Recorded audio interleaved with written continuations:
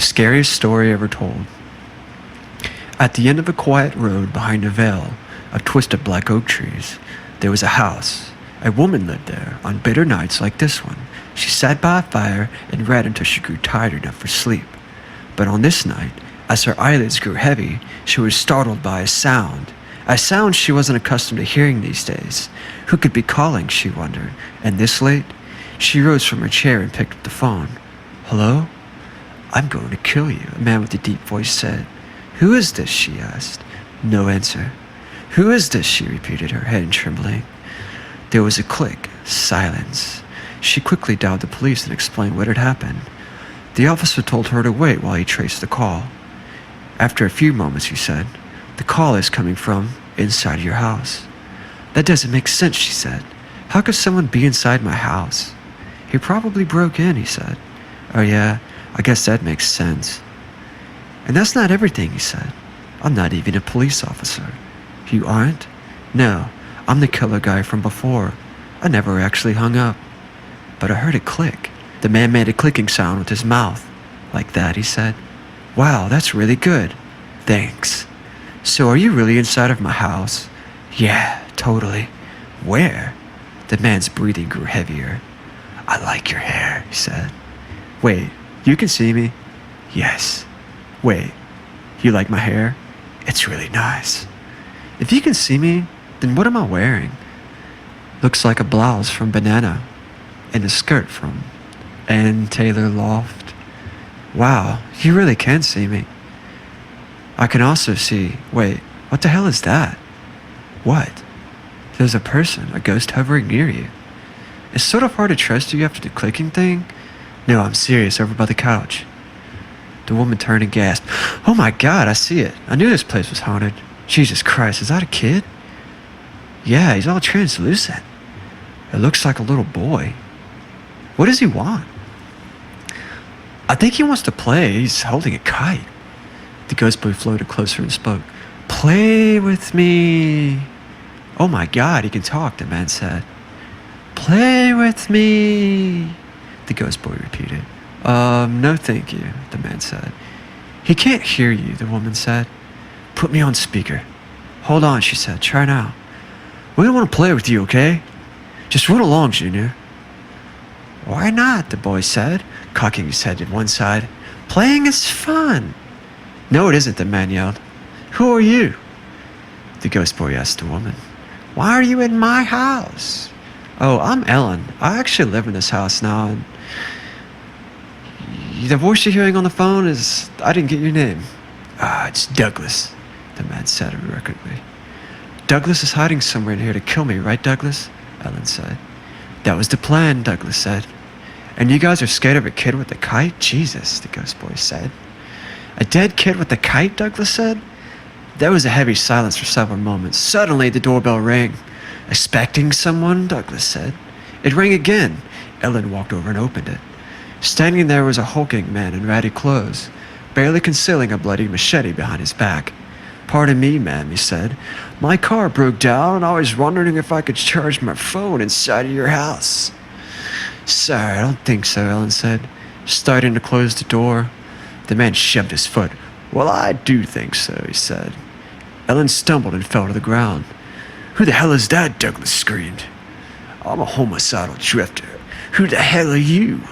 Drifter said, confused. Where's the voice coming from? He's a killer hiding in my house, Ellen said, holding up the phone. Douglas?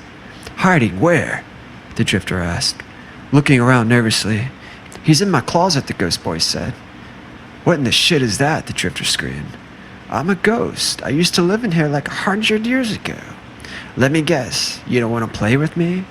Hell no, I don't want to play with you. What's going on in here?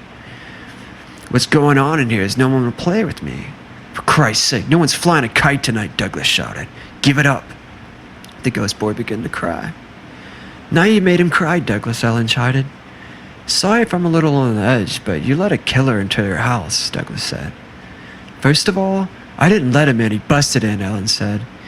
It's true. I did, the drifter said. Second of all, you're also a killer, Douglas. Touché, the drifter said. And third of all, Don't say sorry to me. Say sorry to the dead kid. Okay, I'm sorry. I shouldn't have snapped at you, Douglas said. The ghost boy smiled. Everyone seemed to calm down a bit until the doorbell rang again. Ellen walked towards the door. Don't! The three shouted. She opened it up and peered outside. There was no one there, just a large wooden box on the front step. There's a box out here, Ellen said. There's no label or anything. I have a bad feeling about this box, the drifter said. I hate this box, the ghost boy said. Ellen ignored them and carried it inside. She turned to the drifter. May I? He whipped out his machete on his pants and handed it to her. She popped open the top and reached in and pulled out a tattered clown doll with a sinister grin. What is it?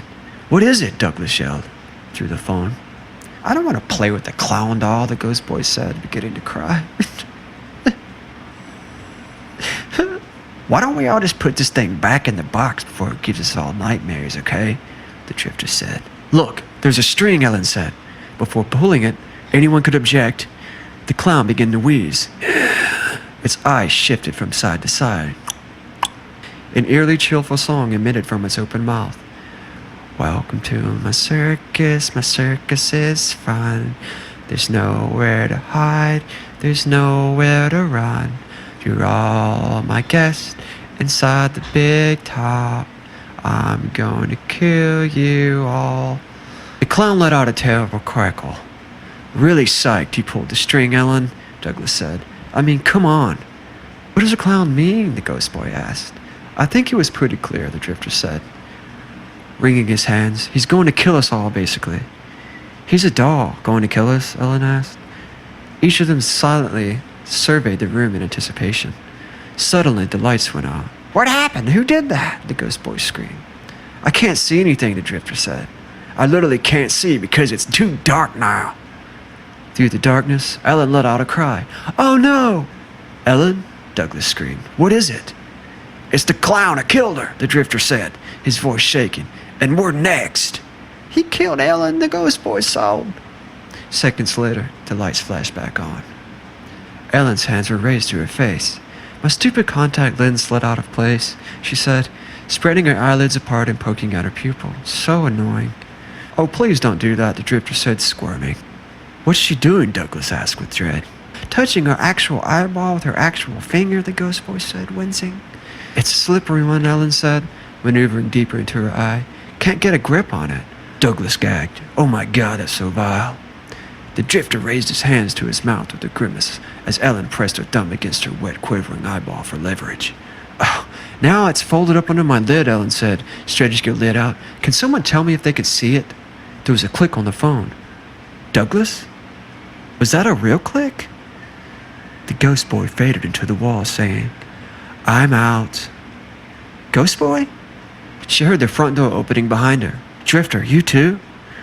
The drifter turned to her with a dazed look. I hate this place, he said, then dropped the machete from his limp hand and walked into the darkness. Thank you guys for listening. This has been MachineBeats, the scariest stories ever told. And this has been my first story I've ever told like this. Thank you for listening. Please subscribe.